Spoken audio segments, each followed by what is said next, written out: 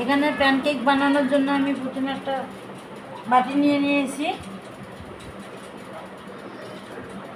এখানে নিয়েছি একটা ডিম, আমি ডিমটা এখন ব্রেড করে নেব বিটার দিয়া।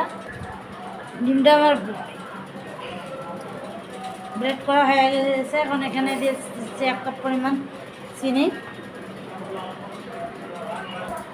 আমি এখানে হাফ চা চামচের কম বেকিং পাউডার দিলাম।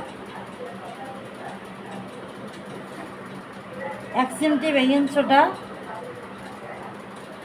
হাফ চা চামচ ভ্যানিলা এসেন্স দিলাম। এখানে দিয়ে দিচ্ছি 1.5 কাপ পরিমাণ ময়দা, 1/4 কাপ হচ্ছে কোকো বাটার, হাফ কাপ তেল,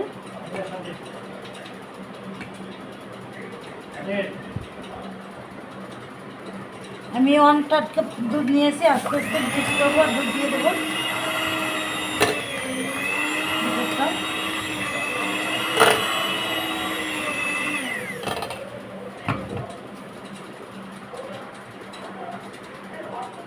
আমার বাটারটা রেডি হয়ে গেছে। দেখেন বাটারটা আমি কত পাতলা করেছি।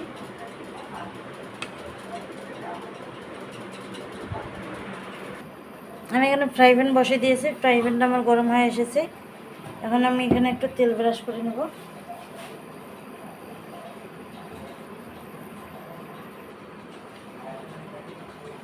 এখন এখানে দিয়ে দিচ্ছি বাটারটা।